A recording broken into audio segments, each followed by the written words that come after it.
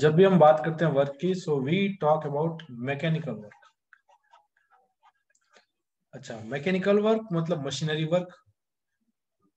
और वर्क की जो डेफिनेशन है उससे वर्क दिया जाता है एफ डॉट एस से। चलिए ये बातें हमको क्लियर है। और इसमें जो एफ डॉट एस में जो एफ होता है वो कांस्टेंट फोर्स होता है, ये पता होना जरूरी है। Constant and continuous. सबसे पहली बात तो ये है कि इसका क्या मतलब है कांस्टेंट एंड कंटिन्यूअस का। देखो एफ कई तरीके के हो सकते हैं। मान लो मैंने कहा कि किसी आदमी ने फोर्स लगाया, ये कोई आदमी है, उसने किसी ब्लॉक पे फोर्स लगाया, let's say it has moved A block, ऐसे धक्का लगाया इस पे से 10 न्यूटन का फोर्स लगाया, तो ये कांस्टेंट फोर्स। और ये जब तक लगता रहेगा, जब तक ये फोर्स लगता रहेगा तब तक वर्क होता रहेगा, वर्क होता रहेगा। लेकिन जैसे ही लगना बंद हुआ वैसे ही वर्क होना बंद हो गया। तो कंटिन्यूअसली लगना चाहिए वर्क होने के लिए। लगना बंद मतलब वर्क बंद, वर्क खत्म। अच्छा, कांस्टेंट फोर्सेस और कौन कौन से हो सकते हैं? तो नेचर में हमारे पास बहुत सारे कांस्टेंट फोर्स हैं, जैसे एमजी। एमजी एक ऐसा फोर्स है जो कांस्टेंट है और वास्तव में कांस्टेंट है। क्यों कांस्टेंट है? क्योंकि इसका वैल्यू एमजी कांस्टेंट है और उसकी डायरेक्शन हमेशा नीचे। फॉर एग्जांपल, अगर मैं एक ब्लॉक लूं ऐसा, तो आप कहोगे सर एमजी नीचे लग रहा है। चलिए ठीक है। अगर मैं ब्लॉक ऐसा लूं, ऐसे रख दूं, आप कहोगे सर एमजी नीचे लग रहा है। ठीक है। और मान लो ये वेज भी ले लो, तो इस वेज का मान लो कुछ मास है m2, तो इस पे भी m2 जी नीचे लग रहा है। इसका मास है m1, तो इस पे m1 जी नीचे लग रहा है। ठीक है। तो कैसे भी ले लो, कितने भी ऑब्जेक्ट ले लो, या इसके ऊपर कुछ और रख दो, इसके ऊपर कुछ एक और मास m3 रख दिया, तो उस पे भी m3 जी नीचे लग रहा है। तो इसका मतलब है ये इसका डायरेक्शन कांस्टेंट है और वैल्यू भी फिक्स है mgm। तो ये कांस्टेंट फोर्स है। तो जब ये लगेगा तब भी यही फॉर्मूला यूज करना है, एफ डॉट एस। mg लगेगा तो यही यूज करना है। रस्सी में टेंशन, रस्सी में टेंशन का वैल्यू फिक्स हो सकता है, डायरेक्शन अलग अलग हो सकता है। मान लो रस्सी ऐसे लगाई गई है दो ब्लॉक्स के बीच में, तो टेंशन ऐसे लग रही है, इस पे ऐसे लग रही है, पर टेंशन का वैल्यू भी फिक्स है। ठीक है। अच्छा, मान लो 8 न्यूटन लग रहा है, इधर भी 8 न्यूटन पीछे लग रहा है, इस पे पीछे लग रहा है, इस पे आगे लग रहा है। नॉर्मल, नॉर्मल भी फिक्स वैल्यू होती है। जैसे दो सरफेस है ये, तो इस पे नॉर्मल ऊपर लगेगा, और इस सरफेस पे, ये वाली सरफेस है, उस पे, इसको नीचे रख देता हूँ सरफेस को, उस पे नॉर्मल नीचे लगेगा। तो नॉर्मल जितना इस पे लगेगा उतना ही इस पे लगेगा। ठीक है। मान लो इस पे अगर कुछ लग रहा है 10 न्यूटन का, तो इस पे भी 10 न्यूटन का नीचे लगेगा नॉर्मल। तो ये वैल्यूज फिक्स है। वैल्यूज फिक्स है तो आपको ये वाला फॉर्मूला यूज लेना है। ठीक है। उसी तरह से काइनेटिक फ्रिक्शन होता है, उसका वैल्यू भी फिक्स होता है, म्यू के इंटू एन। तो वहां पर भी आप ये फॉर्मूला यूज कर सकते हो। उसी तरह से स्टैटिक फ्रिक्शन का मैक्सिमम वैल्यू अगर लग रहा है, वो भी फिक्स वैल्यू होता है, म्यू एस इंटू एन। तो वहां पर भी ये फॉर्मूला यूज कर सकते हो। ठीक है। पर कुछ फोर्सेज होते हैं जो फिक्स नहीं होते हैं, जैसे spring force. Spring force very करता है, हाफ के एक्स स्क्वायर। तो वहां पे आप ये फॉर्मूला यूज नहीं कर सकते। क्यों नहीं कर सकते वो बाद में करेंगे बात, लेकिन नहीं कर सकते, ये नहीं लग सकता। उसका रीजन है। और कई बार फोर्स आपके पास ऐसा दे रखा होता है, आर्बिट्री किसी ने क्वेश्चन बना दिया कि फोर्स 2 + 3x लग रहा है, मेरी मर्जी से मैंने क्वेश्चन बना दिया, ऐसा फोर्स लगा दिया, तो ये फोर्स भी कांस्टेंट नहीं है। तो उस वाले केस में भी आप ये वाला फॉर्मूला यूज नहीं ले सकते। ठीक है। तो आप कहां पे कौन सा फॉर्मूला यूज लोगे? या मैंने फोर्स ऐसे बना दिया, F = 2v², वेलोसिटी के हिसाब से बदल रहा है, तब भी आप ये फॉर्मूला यूज नहीं ले सकते। तो वेरिएबल फोर्स के केस में, मतलब जब फोर्स वेरी करेगा उस वक्त कौन सा फोर्स, उस वक्त कौन सा फॉर्मूला यूज लेंगे? तो उस वक्त हम इंटीग्रेशन वाला फॉर्मूला यूज लेते हैं, W = integral F dot ds। ये फॉर्मूला पड़ा है।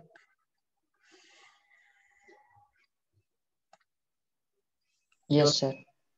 तो जहां जहां वेरिएबल फोर्स होगा वहां पे आप integration F dot D S वाला यूज लेने वाले हो। और जहां जहां कांस्टेंट फोर्स होगा तो मैं एक बार के लिए कांस्टेंट फोर्स वाला हटा देता हूं, क्योंकि ये तो सिंपल है। और इसमें भी अगर सीखना है तो फ्रिक्शन का सीखो। हालांकि सबका सीखना इतना आसान नहीं है। नॉर्मल का वर्क कैसे निकालते हैं, क्योंकि सिचुएशन बदलते ही वर्क निकालना थोड़ा सा, हमको भले फॉर्मूला याद है पर वर्क निकालना हमारे लिए टेढ़ी खीर हो जाती है। तो इन सभी फोर्सेस का जैसा भी फोर्स आपको दे दिया जाए, पर आप उसका क्या वर्क निकाल पा सकते हो।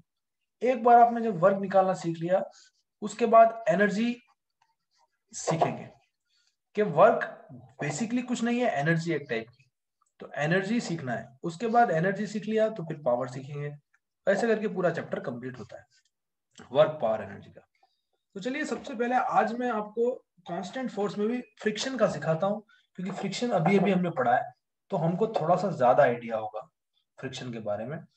हालांकि सबका आइडिया होना चाहिए थोड़ा थोड़ा, पर फ्रिक्शन को देखते हैं। और मैं स्टैटिक फ्रिक्शन से चलता हूँ, फिर काइनेटिक फ्रिक्शन पे आऊंगा, फिर नॉर्मल, एमजी, टेंशन, और ये सारे फोर्सेस का वर्क हमको निकालना है एक एक करके। चलिए ठीक है, तो शुरू करें। सबसे पहले स्टैटिक फ्रिक्शन का वर्क देखते हैं। मान लो ये ब्लॉक है, यहाँ पे फ्रिक्शन जो है उसका मैक्सिमम वैल्यू आपको दे रखा है। Maximum value is given to you, वो जो दे रखी है वो है 10 न्यूटन, और आप यहां पे अप्लाई करते हो 5 न्यूटन। क्या ये ब्लॉक चलेगा? नो नो सर, नहीं चलेगा। क्यों? क्योंकि फेविकॉल की जो मैक्सिमम कैपेसिटी है रोकने की, चिपकाने की, फेविकॉल की चिपकाने की मैक्सिमम कैपेसिटी 10 न्यूटन की है। मैक्सिमम कैपेसिटी जो है वो 10 न्यूटन की है, और हम लगा रहे हैं खाली 5 न्यूटन, तो ये कांटेक्ट नहीं छूटेगा। और यहाँ फ्रिक्शन कितना लगेगा? 5 न्यूटन इस दिशा में अपोजिट, अपोजिट, मतलब राइट के लेफ्ट? Left left left. तो यहाँ लेफ्ट डायरेक्शन में फ्रिक्शन लगेगा किस पे? सॉरी, मैक्सिमम नहीं लगेगा, एफ एस जो लगा वो लगेगा 5 न्यूटन का। तो इसका मतलब इस ब्लॉक पे अगर बात की जाए तो इस ब्लॉक पे 5 न्यूटन ऐसा लगा, जो कि एक्सटर्नल फोर्स था, बाहर से किसी ने लगाया। 5 न्यूटन फ्रिक्शन ने ऐसा लगाया, फ्रिक्शन, स्टैटिक फ्रिक्शन, ये स्टैटिक है। और अगर इस ब्लॉक पे स्टैटिक ऐसा लगा है तो ग्राउंड पे स्टैटिक कैसा लगा होगा? उसके अपोजिट डायरेक्शन में स्टैटिक फ्रिक्शन लगा होगा, क्योंकि ये न्यूटन के पेयर है, Newton law pair, third pair जो है, थर्ड लॉ पेयर जिसको बोलते हो आप। एक पे अगर ऐसे लगा तो दूसरे पे ऐसा लगना ही लगना है। तो ग्राउंड पे ऐसा लगा हुआ, ग्राउंड से हमको मतलब नहीं है, हमको खाली इस ब्लॉक से मतलब है। तो बताओ स्टैटिक फ्रिक्शन में कितना वर्क किया? ये मूव किया क्या? जीरो। Zero zero. जीरो इसलिए क्योंकि ये पॉइंट, जिस पॉइंट्स पे फोर्स लग रहा है उसका डिस्प्लेसमेंट कितना है? जीरो। उसका डिस्प्लेसमेंट जीरो है। क्यों? क्योंकि ये ब्लॉक मूव ही नहीं कर रहा, there is no movement, no motion. तो यहां से ये बात समझ में आती है कि स्टैटिक फ्रिक्शन का वर्क डन कितना होगा?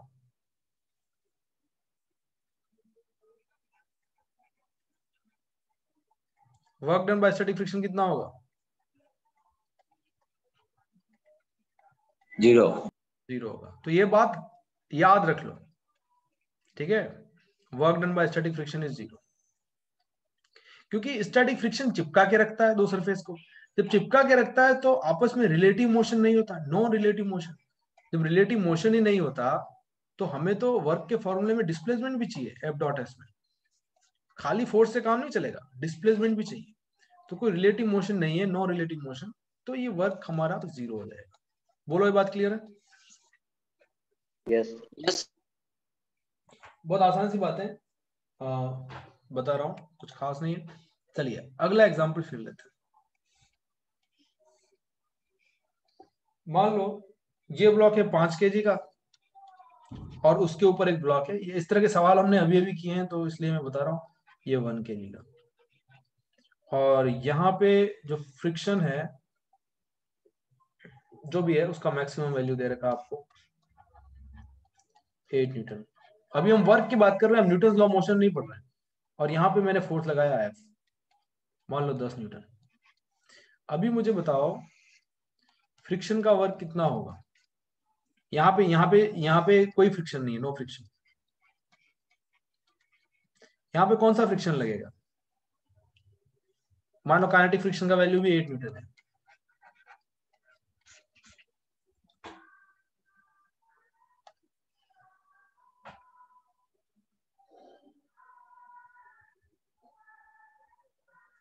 देखो जैसे इस पे फोर्स लगाया, क्या ये नीचे वाला मोशन शुरू हो जाएगा? Yes sir. क्योंकि यहाँ कोई फ्रिक्शन नहीं है। तो इसका मतलब यहाँ तो कोई फ्रिक्शन नहीं है, तो यहाँ मोशन शुरू है, यहाँ मोशन शुरू है। अच्छा, खाली ऊपर का मोशन देखना है क्या? इन दोनों के बीच में मोशन होता है कि नहीं होता है? तो एक काम करो, इन दोनों को कंबाइन मान लो कि दोनों साथ चल रहे हैं। सबसे पहले तो अगर साथ चल रहे होंगे तो एक्सेलरेशन कितना होगा?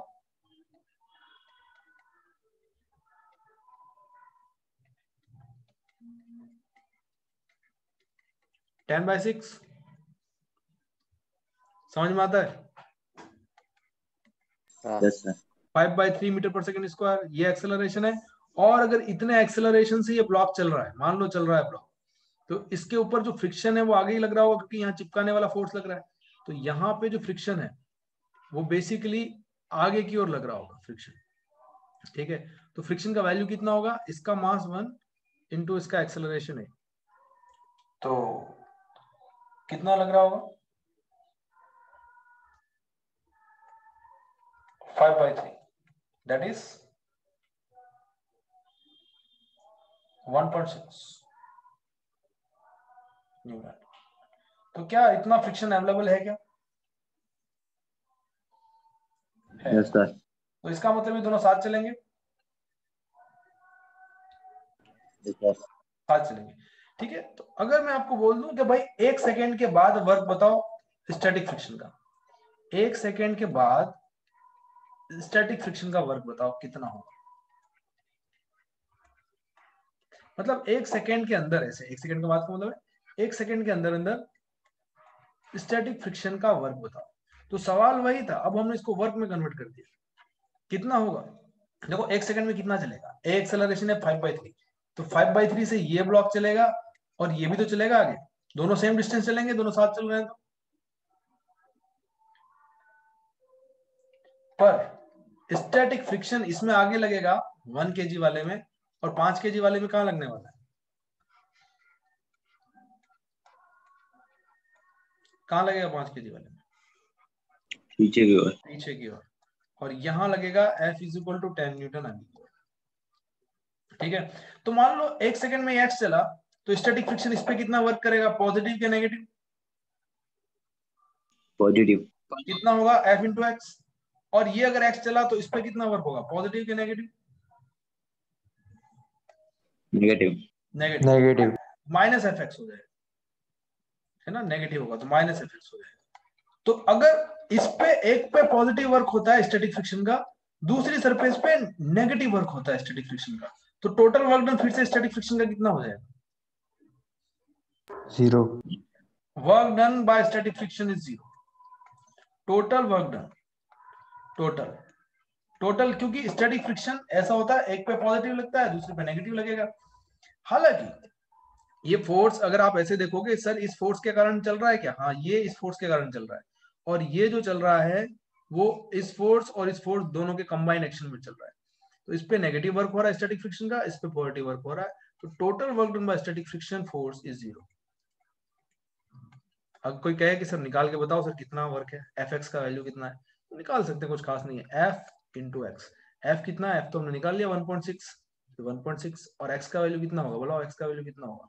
मान लो इनिशियल वाला 0 थी, तो s = ut + ½ at²।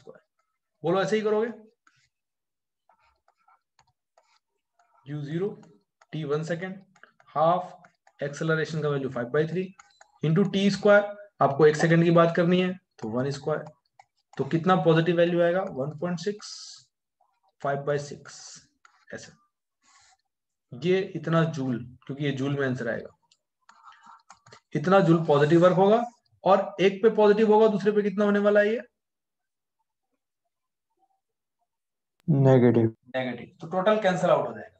अच्छा, आपको पूछा जाए कि इस 10 न्यूटन का कितना वर्क डन होगा इस एक्सटर्नल फोर्स का, इसका निकाल सकते हो क्या?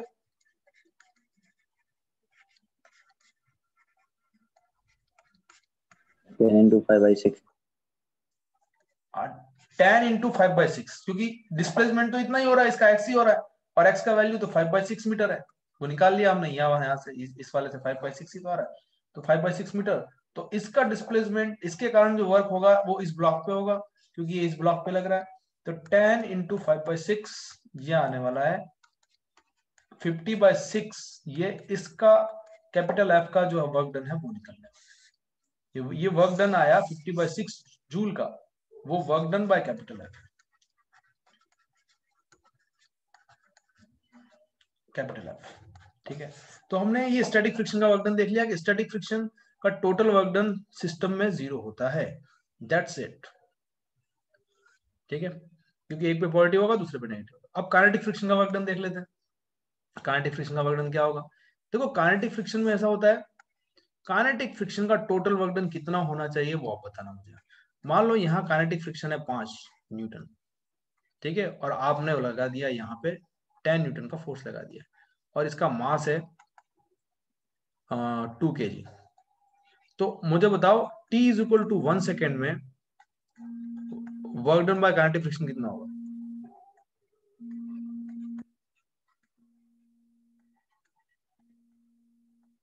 12.5 1.5 न्यूटन जूल। जूल। 12.5। चलिए देखते हैं।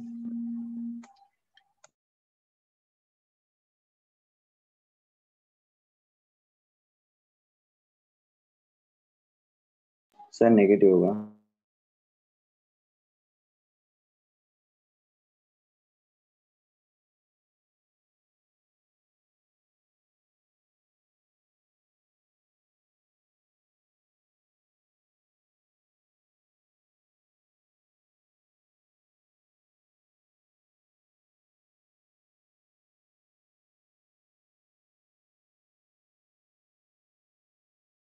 हाँ, तो एक्चुअली काइनेटिक फ्रिक्शन इतना है, और स्टैटिक फ्रिक्शन भी मान लेते हैं, एफएस मैक्स भी मान लेते हैं यहाँ पे 5 न्यूटन का। तो ये रुकेगा तो नहीं, ये तो चलेगा, क्योंकि मैक्सिमम जो स्टैटिक फ्रिक्शन है वो 5 न्यूटन तो रोक सकता है, और यहाँ कैपेसिटी 10 की चाहिए, तो यहाँ पॉसिबल नहीं है। तो अब कौन सा फ्रिक्शन लगेगा यहाँ, काइनेटिक लगेगा कि स्टैटिक लगेगा? यहाँ काइनेटिक लगेगा, और काइनेटिक इस ब्लॉक पे पीछे लगने वाला है, ये ब्लॉक पे लगा रहा हूं मैं, काइनेटिक इस ब्लॉक पे पीछे लगने वाला है, लाइक दिस, और 5 न्यूटन का लगेगा। तो नेट फोर्स कितना आ गया आगे की तरफ? 10 - 5 विच इज नथिंग बट 5, और मास इसका है 2 kg, तो एक्सेलरेशन कितना हो गया? 5/2, दैट इज 2.5 मीटर पर सेकेंड स्क्वायर। ये एक्सेलरेशन है। तो डिस्प्लेसमेंट कितना होगा x 1 सेकेंड में? तो x is equal to ut plus half t square. तो मान लो इनिशियल वेलोसिटी इसकी 0 थी फोर्स लगने से पहले, तो ये वाली क्वांटिटी तो 0 हो जाएगी, और हाफ टी स्क्वायर का वैल्यू कितना आएगा वो कैलकुलेट कर लेते हैं। x is equal to ut plus half t square, एक ut तो 0 कर ही दिया था, तो ये हो गया half a and t square, that is 1 का स्क्वायर। तो ये कितना आ गया? 1.25। तो x का वैल्यू आया 1.25। तो काइनेटिक फ्रिक्शन का वर्क डन कितना हुआ? फ्रिक्शन लग रहा है पीछे 5 न्यूटन, और डिस्प्लेसमेंट हो रहा है आगे 1.25। तो काइनेटिक फ्रिक्शन का वर्क डन कितना हुआ, पॉजिटिव या नेगेटिव?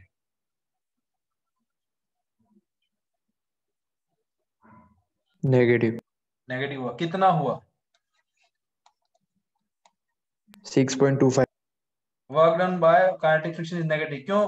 क्योंकि फोर्स पीछे है और डिस्प्लेसमेंट आगे है। तो work done by kinetic friction on block, block पे जो वर्क हुआ वो हुआ force multiply by displacement into cos 180, क्योंकि इन दोनों के बीच में एंगल 180 डिग्री है, तो नेगेटिव वर्क होगा। तो ये जो भी है बोल दिया इन्होंने -6.25, इतना ही। ठीक है, जूल इतना। और अच्छा, वर्क डन, क्योंकि काइनेटिक फ्रिक्शन इस ब्लॉक पे पीछे लग रहा था तो इस सरफेस पे आगे लगेगा, पर ये सरफेस तो मूव करने वाली नहीं है। ये सरफेस मूव करेगी क्या?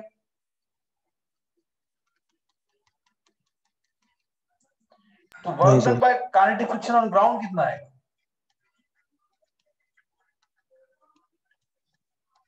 कितना है? 0। 0 है। Work done by kinetic friction on ground, ground पे जो वर्क हो रहा है वो 0 है, क्योंकि ग्राउंड तो मूव कर ही नहीं रही। ग्राउंड के ऊपर ये ब्लॉक मूव कर रहा है 10 न्यूटन के कारण, ब्लॉक आगे चला गया, ग्राउंड का वो पॉइंट तो वहीं का वहीं रह गया। तो इसका मतलब net work done kinetic friction का क्या होगा, पॉजिटिव या नेगेटिव?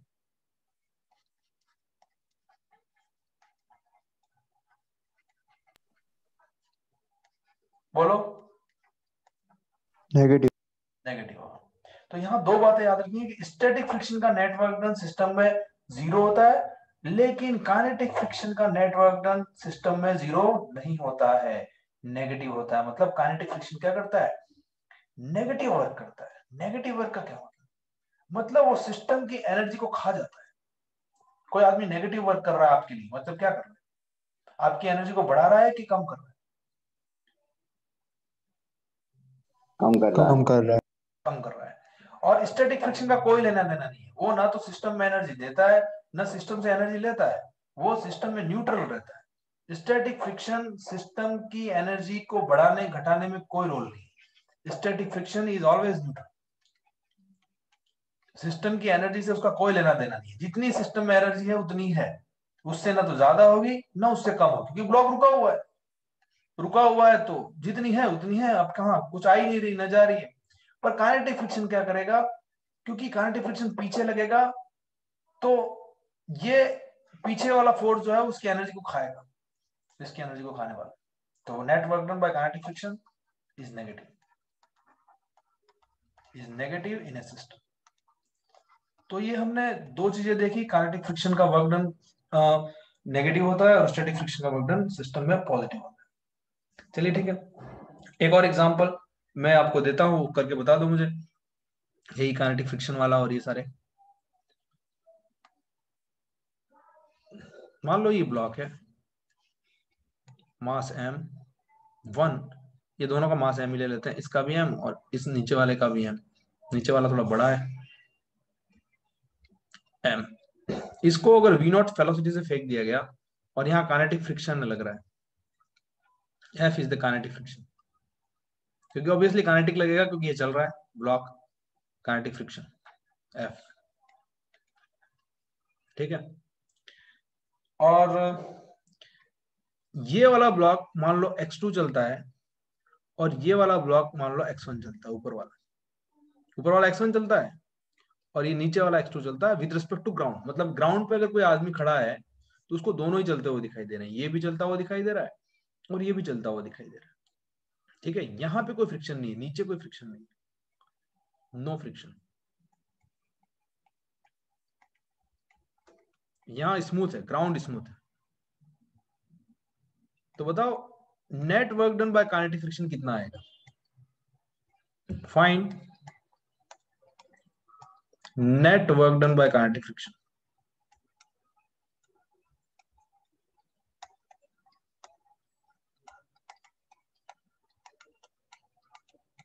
बताओ पॉजिटिव आएगा कि नेगेटिव आएगा, पहले तो ये बताओ। नेगेटिव। नेगेटिव आएगा, पर कितना आएगा वो तो आपको निकालना ही पड़ेगा, उसके अलावा कोई चारा नहीं है।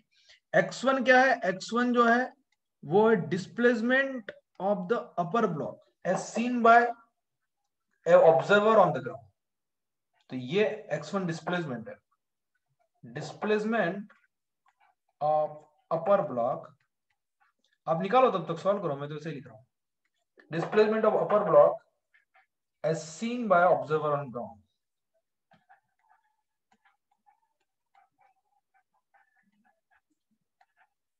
और x2 क्या है, x2 है displacement of lower block as seen by observer on ground.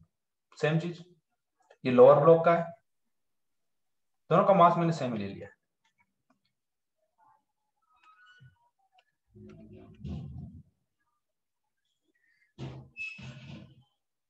Sir time नहीं दिए। टाइम मान लेते हैं टी टाइम में निकालो, मतलब जिसमें किसी भी टाइम में ये डिस्प्लेसमेंट तो दे ही दिया ना, टाइम का क्या जरूरत है आपको, let's say in T time.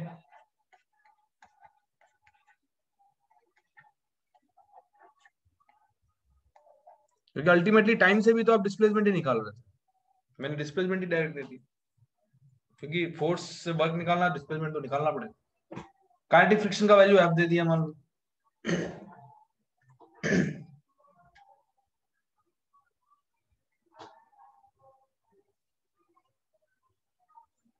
तो क्या करना होगा, देखो ऐसे ऊपर वाले ब्लॉक की बात करो तो ये चला x1 ग्राउंड के फ्रेम में, तो इस पे फ्रिक्शन पीछे लगेगा, आगे लगेगा पीछे।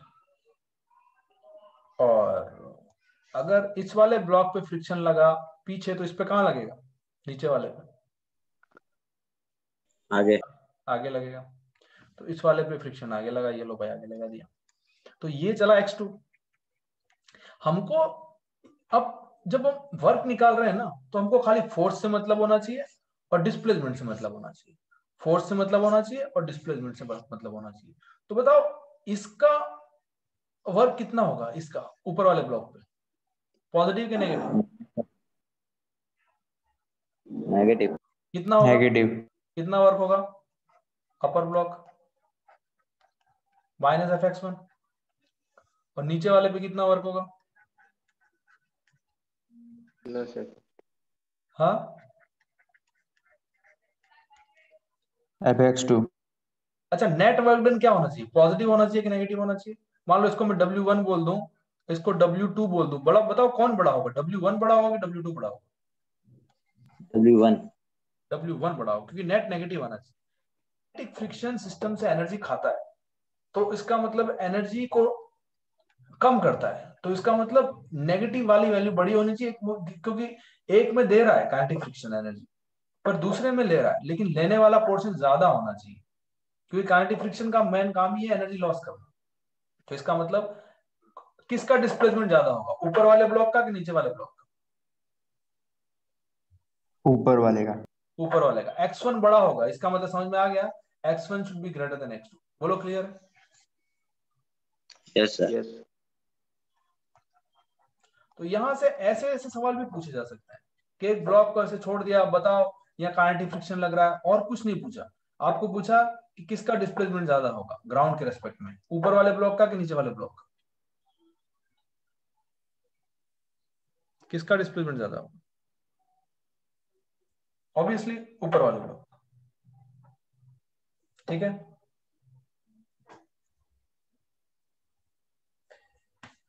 चलिए एक आध और सवाल मैं आपको देता हूं, उसको हम ट्राई करते हैं।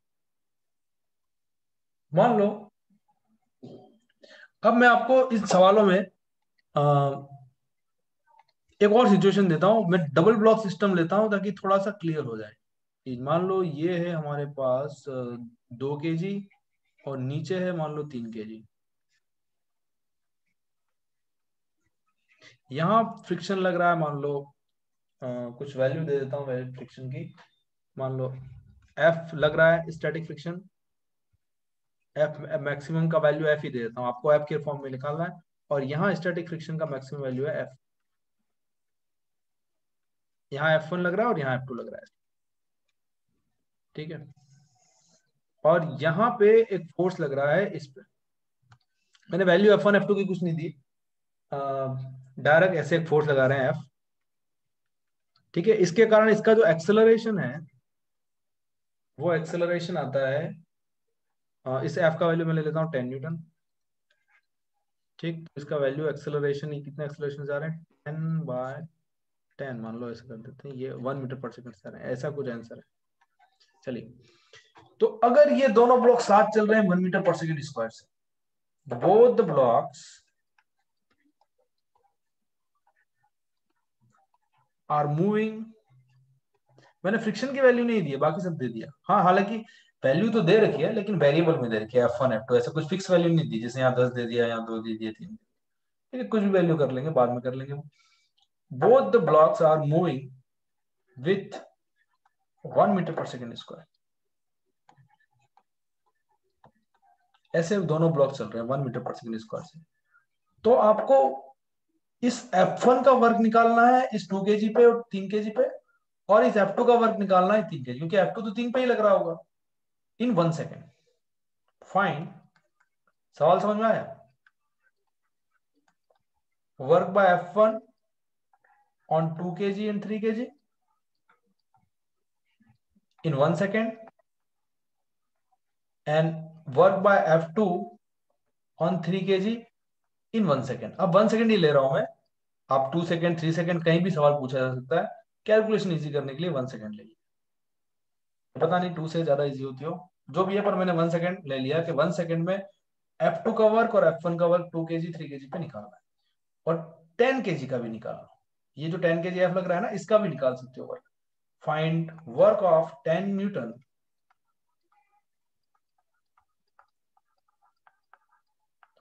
On 3 kg। तो ये भी निकाला जा सकता है। ठीक है, तो ऐसे 3 सवाल हो गए, 1 2 एंड 3।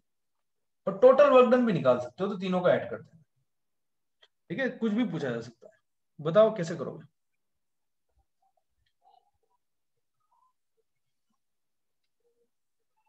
देखो आज हम फ्रिक्शन वाला काम पूरा कर लेंगे, फिर नेक्स्ट दिन पे नॉर्मल, टेंशन और एमजी का वर्क देखेंगे, और फिर स्प्रिंग का, और फिर सूडो फोर्स का। ऐसे सबके अलग अलग वर्क होते हैं, तो कैसे निकालते हैं वो मैं सिखा रहा हूँ सर। ये सवाल तो इसलिए क्योंकि ऐसे बहुत बार पढ़ने की, तो इसलिए ये सवाल ले लिया। बताओ 1 सेकंड में डिस्प्लेसमेंट कितना होगा सबका, निकाल सकते हो?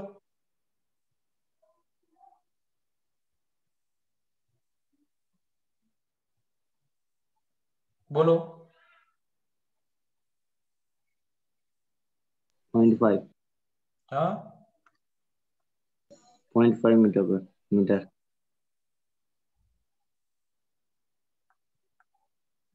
तो डिस्प्लेसमेंट होगा, मान लो इनिशियल स्पीड 0 है, तो आप s is equal to u t का वैल्यू 1 है, हाफ ए टी स्क्वायर। तो s का वैल्यू आ गया 0.5 मीटर। मतलब ये समझ में आया कि दोनों ब्लॉक 0.5 मीटर चलने वाले हैं, मतलब ये भी 0.5 मीटर चलेगा और ये भी 0.5 मीटर ही चलेगा, दोनों 0.5 मीटर चलेंगे। ठीक है, तो डिस्प्लेसमेंट वाली बात तो समझ में आ गई। अब फ्रिक्शन ऊपर वाले ब्लॉक पे कहां लग रहा होगा, राइट डायरेक्शन में या लेफ्ट डायरेक्शन? दोनों अगर इस तरफ एक्सेलरेशन से चल रहे हैं, मतलब इस पे फोर्स कहां लग रहा होगा, आगे के पीछे? आगे। आगे। मान लो फ्रिक्शन एफ लग रहा है और एक्सेलरेशन दे रखा है इसका 1 मीटर पर सेकंड, दोनों साथ चल रहे हैं, वहां से 2, तो फ्रिक्शन कितना होगा? m 2 इंटू है 2 न्यूटन। अच्छा, तो 2 न्यूटन का वर्क कितना हुआ 0.5 मीटर के कारण? 1 जूल। 2 इंटू 0.5, पॉजिटिव या नेगेटिव? पॉजिटिव। पॉजिटिव, क्योंकि फ्रिक्शन लग रहा है इस तरफ। F1 दे रखा, देखो वैल्यू से मतलब नहीं, मैंने इसलिए वैल्यू नहीं दी क्योंकि यहाँ पे कंफ्यूजन नहीं हो जाए। वैल्यू मान लो मैं देता और वो कम होती तो फिर चक्कर होता। मैंने कहा कि भाई कोई F1 वैल्यू है, तो यहाँ उसकी जरूरत नहीं है, अगर साथ चल रहे हैं तो 2 न्यूटन इतना अवेलेबल है, और ऑब्वियसली ये वैल्यू जो है वो 2 न्यूटन से ज्यादा होगी, तभी ये साथ चलेंगे। तो ये मान लो 4 न्यूटन है, 5 न्यूटन है, जो भी है, ये वैल्यू मैंने बाद में रख दी। ठीक है, जो भी है पर साथ चल रहा है, तो यहाँ जो 2 न्यूटन है, इतना फेविकॉल यहाँ उपलब्ध है कि ये साथ चल पाए। That's it. हमारे पास मैक्सिमम 4 न्यूटन का माना है, तो 2 न्यूटन तो हमारे पास है ही है। चलिए, तो 1 जूल का वर्क यहाँ हो गया। अच्छा, इस पे वर्क कितना होगा, इस पे नेगेटिव होगा स्टैटिक फ्रिक्शन का। स्टैटिक फ्रिक्शन यहाँ 2 न्यूटन लगेगा और ये भी 0.5 से जा रहा है, तो वर्क कितना हो गया इस पे, इस बड़े वाले पे? -1 जूल। -1 जूल। अच्छा, और बात करें इसकी, इसकी बात करें तो इस पे कितना वर्क होगा? देखो यहाँ पे अगर ये 10 न्यूटन से चल रहा है, मतलब यहाँ तो स्टैटिक लग रहा होगा कि काइनेटिक लग रहा होगा? इस तरफ काइनेटिक। काइनेटिक, क्योंकि यहाँ सरफेस पे मोशन है। क्योंकि अगर ये 10 न्यूटन के कारण चल रहा है, तो मतलब अगर F2 वैल्यू है इसकी, तो काइनेटिक का भी मैक्सिमम वैल्यू के बराबर ही ले लेते हैं, F2 ले लेते हैं। तो यहाँ पे जो फ्रिक्शन फोर्स लग रहा होगा वो काइनेटिक लग रहा होगा और F2 लग रहा होगा। तो इसके कारण अगर आपको वर्क निकालना है इस 3 kg पे, तो कितना वर्क होगा, पॉजिटिव होगा कि नेगेटिव होगा? नेगेटिव। नेगेटिव। कितना होगा वर्क? F के इंटू 0.5 माइनस -2। -0.5 इंटू एफ के, ठीक है, एफ के या F2 जो भी बोल दो। इज इट क्लियर और नॉट? अच्छा, इस 10 न्यूटन का वर्क कितना होगा? 10 न्यूटन का वर्क कितना होगा? 10 इंटू 0.5, 5 जूल। इस 10 न्यूटन फोर्स का कितना वर्क होगा 0.5 मीटर डिस्प्लेसमेंट के लिए? वर्क बाय 10 न्यूटन कितना होगा on this block, on 3 kg? ये तो 3 kg पे लग रहा है, तो 3 kg पे कितना होगा? Force into displacement, positive work या नेगेटिव वर्क? पॉजिटिव। तो ये 5 जूल। ऑब्वियसली अगर सिस्टम के पास एनर्जी आई है तो किसका वर्क ज्यादा होना चाहिए? देखो, स्टैटिक तो कुछ टोटल जीरो कर रहा है, देखो यहाँ +1 है और यहाँ -1 है, तो स्टैटिक का तो कोई रोल नहीं है। स्टैटिक तो एनर्जी ना दे रहा है ना ले रहा है सिस्टम में, काइनेटिक खींच रहा है एनर्जी, और ये एफ जो है वो एनर्जी दे रहा है 5 जूल की। बोलो बात क्लियर है?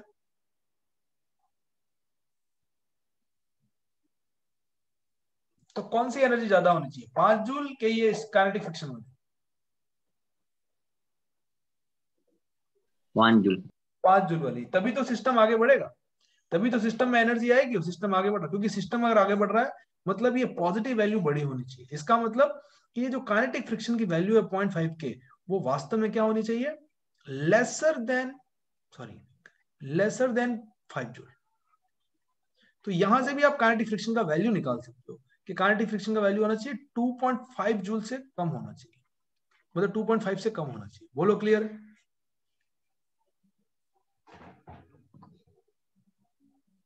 नहीं समझ में आया? आया सर। है ना? तो यहाँ पे एक्चुअली क्या निकाल दिया, देखो हमने यहाँ फ्रिक्शन नहीं दे रखा था तब भी फ्रिक्शन की वैल्यू निकाल ली कि 2 न्यूटन होगी। अच्छा, यहाँ पे भी हमने फ्रिक्शन का वैल्यू निकाल लिया कि 2.5 न्यूटन होनी चाहिए, और उससे कम होनी चाहिए, 2.5 न्यूटन से कम, मतलब काइनेटिक फ्रिक्शन यहाँ जो भी लगना चाहिए ना बेसिकली वो 1.5 या 1 और ऐसा कुछ लगना चाहिए। चलिए ठीक है, तो ये काइनेटिक फ्रिक्शन की बात हो गई आज की क्लास में। अभी टाइम बचा है क्या हमारे पास?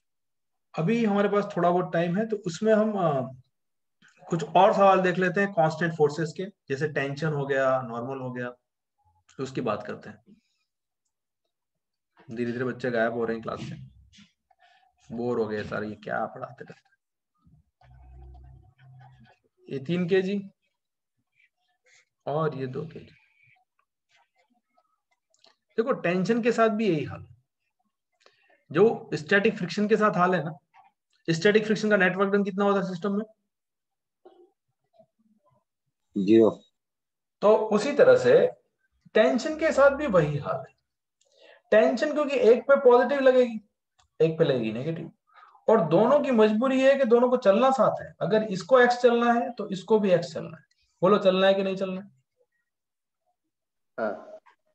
तो इस पे वर्क क्या होगा, पॉजिटिव होगा कि नेगेटिव होगा? पॉजिटिव। इस पे वर्क क्या होगा, पॉजिटिव कि नेगेटिव? नेगेटिव। तो -tx होगा। तो टेंशन का टोटल वर्क डन सिस्टम में क्या होगा, पॉजिटिव होगा कि नेगेटिव होगा कि जीरो होगा? दोनों को ऐड करोगे तो 0। जीरो। तो total work done by tension in A system is 0।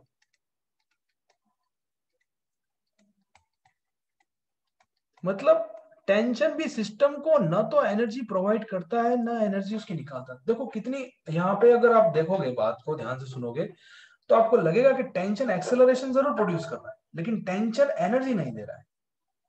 उसको सोचना बैठ के आपको कि सर क्या टेंशन क्या दे रहा है। देखो ऐसा बोल रहा हूं मैं कह रहा हूं टेंशन एक्सेलरेशन प्रोड्यूस कर रहा है, क्योंकि अगर इसका फ्री बॉडी डायग्राम बनाओगे, मान लो ये ए एक्सेलरेशन से चल रहा है, ये भी ए एक्सेलरेशन से चल रहा है, तो फ्री बॉडी डायग्राम क्या बनेगा? देखो इस यहाँ कोई फ्रिक्शन नहीं है, नीचे कोई फ्रिक्शन नहीं है, नो फ्रिक्शन।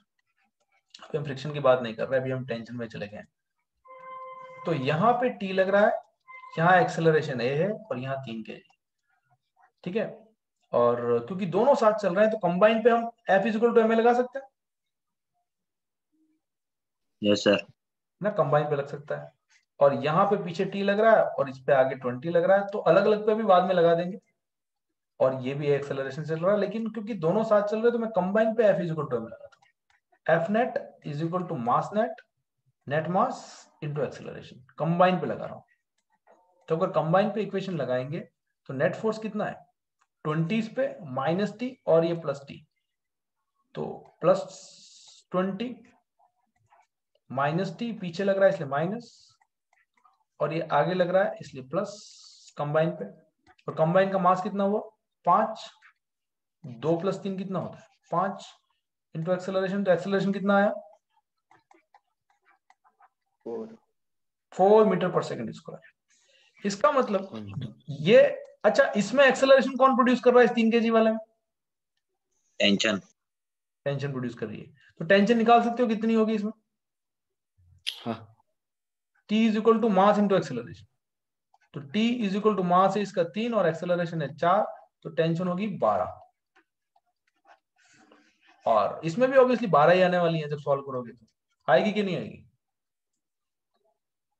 कैसे आएगी करके देख लो। एक्सेलरेशन का वैल्यू 4 है, तो नेट फोर्स कितना आएगा?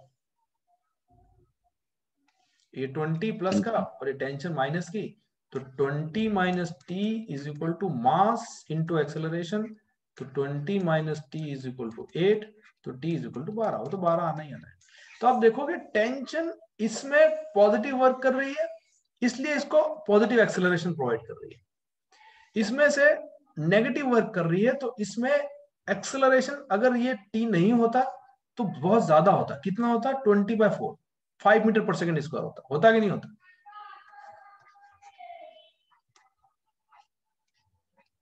ये एक्सेलरेशन कितना होता अगर ये टेंशन पीछे नहीं खींचती तो?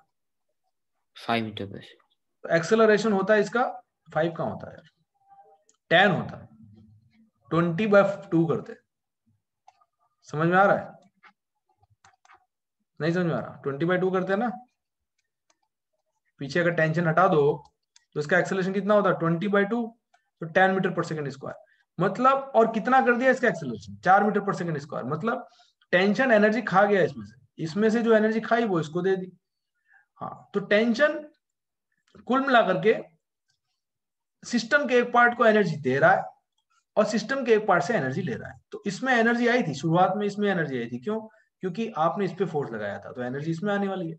तो इस पे एनर्जी आई थी, लेकिन टेंशन रस्सी ने क्या किया, यहां से एनर्जी खींच करके इसको दे दी, तो ये भी चलने लग गया और ये तो चल ही रहा था। पर ये बात ये कही, टेंशन ने इसकी एनर्जी को कम कर दिया और इसकी एनर्जी को बढ़ा दिया। पर जितनी एनर्जी इसकी कम करेगा उतनी इसकी एनर्जी बढ़ाएगा। तो नेट वर्क नंबर सिस्टम कितना होगा टेंशन में? 0 होगा। तो ये याद रखना है कि total work done by tension in A system is 0। पर क्या टेंशन एक्सेलरेशन 0 होता है क्या टेंशन के कारण? नहीं, टेंशन इसको एक्सेलरेट कर रहा है, इसको एक्सेलरेट कर रहा है, इसको एनर्जी भी दे रहा है। पर अगर नेट वर्क डन की बात करो तो 0। और सिस्टम में नेट फोर्स भी टेंशन का 0। नेट टेंशन फोर्स कितना है?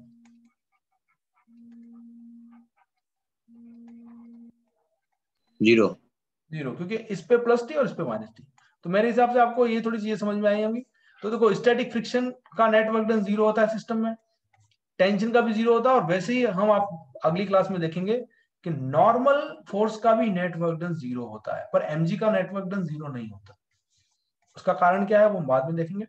पर हमने आज देखा कि स्टैटिक फ्रिक्शन का नेट वर्क डन सिस्टम में 0 होता है, नेट वर्क डन सिस्टम में 0 होता है, net work done in A system is 0, system is 0, वो हमने देख लिया। नॉर्मल का भी हम देखेंगे तो 0 आएगा, एमजी का 0 नहीं आएगा। फिर स्प्रिंग का देखना है हमको, सूडो फोर्सेस का देखना है और अदर वेरिएबल फोर्सेस का वर्क देखना है। उसके बाद हम एनर्जी में चलेंगे। सर वहां बोलो। सर सूडो फोर्सेस में क्या होता है? सूडो फोर्सेस में रेफरेंस चेंज हो जाता है, तो फॉर्मूला तो वही लगता है F×S, पर वो हम करेंगे, सवाल उस पर भी करेंगे। ठीक है, तो ये वही चल रहा है, वही पहले वाला चैप्टर ही ऐसे समझो अभी तक। और खाली इसमें डिस्प्लेसमेंट और ऐड हो गया, बस दैट्स इट, और कुछ नहीं। पहले डिस्प्लेसमेंट की बात ही नहीं करते थे, एक्सेलरेशन चलाते थे, पर अब डिस्प्लेसमेंट और आ जाएगा। चैप्टर वही का वही है, चैप्टर में कोई चेंज नहीं, खाली डिस्प्लेसमेंट और ऐड। ठीक है, तो पार्शियल डिफरेंशिएशन इसी चैप्टर में आने वाला है। पार्शियल डिफरेंशिएशन इसी चैप्टर में आएगा जब हम पोटेंशियल एनर्जी पढ़ेंगे। पार्शियल डिफरेंशिएशन इस चैप्टर में आने वाला है। When we study potential energy. और मैं आपको थ्योरी भी पढ़ाऊंगा, क्योंकि अभी तक मैं थ्योरी नहीं पढ़ाता था, खाली सवाल सवाल कराता था, पर अब मैं सोच रहा हूँ कि मैं थ्योरी भी साथ साथ चलाऊं। ठीक है,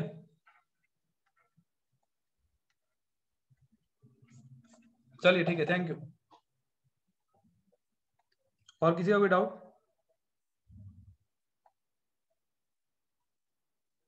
आपका कोई डाउट हो तो पूछो।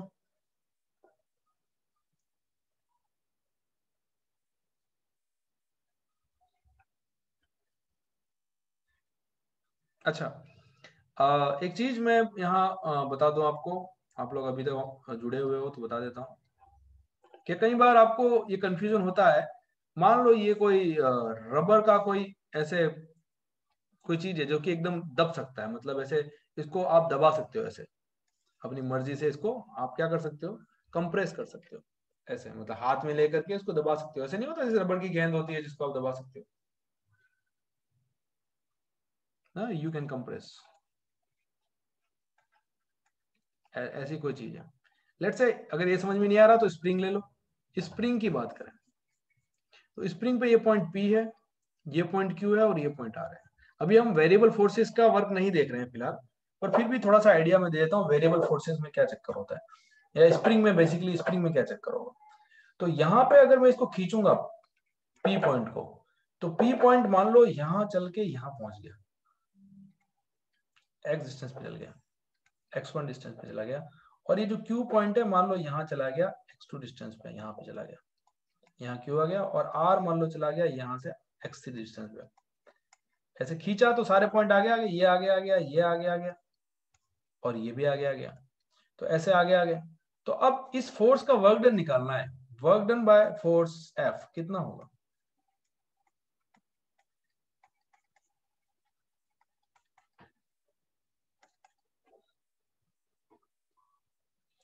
ये P पॉइंट है ना, P लिखा है, ये F फोर्स है, ये Q पॉइंट है और ये R पॉइंट है। इस फोर्स का वर्क डन कितना होगा सर? नेचुरल लेंथ से जितने ज्यादा नहीं नहीं नहीं इलोंगेट, नहीं नहीं, ऐसा होता है, इस फोर्स का वर्क डन उतना ही होगा जितना ये P पॉइंट खिसका आगे। कितना खिसका आगे? x1। x1, तो F इंटू x1 होगा। आप कहोगे सर ये क्या बोला आपने? मैंने ये बोला कि एक्चुअली F डॉट एस में, एफ एस कॉस थीटा में डिस्प्लेसमेंट किसका, ये उस पार्टिकल का डिस्प्लेसमेंट जिस पे फोर्स लगाया जा रहा है। तो यहां पे स्प्रिंग का ये पार्टिकल है, हाँ हाँ हाँ, तो डिस्प्लेसमेंट इस पार्टिकल का होगा, इसका नहीं होगा। अगर मैं फोर्स इस पे लगाता तो डिस्प्लेसमेंट किसका काउंट करता? क्यू का। क्यू का, है ना। ऐसे ही, और हमारे वाले केस में क्या होता है, ब्लॉक होते हैं सिंपल। तो ब्लॉक में अगर मैं ये ब्लॉक चला मान लो 5 मीटर, 5 मीटर चलाओ, मैंने फोर्स इस पार्टिकल पे लगाया ऐसे, तो वास्तव में तो मुझे इस पार्टिकल का डिस्प्लेसमेंट देखना चाहिए, पर ये पार्टिकल भी कितना चलेगा, 5 मीटर ही तो चलेगा। चलेगा कि नहीं चलेगा? Yes sir. तो इसलिए मैं वो 5 मीटर लिख देता हूँ, क्योंकि यहाँ ऐसी होती चीज नहीं है। लेकिन स्प्रिंग के केस में थोड़ा सा गड़बड़ होगा, तो हम बाद में देखेंगे अगले टर्म पे। Thank you very much. अभी मुझे कचरा फेंकने नीचे जाना है। Okay bye, have a good day.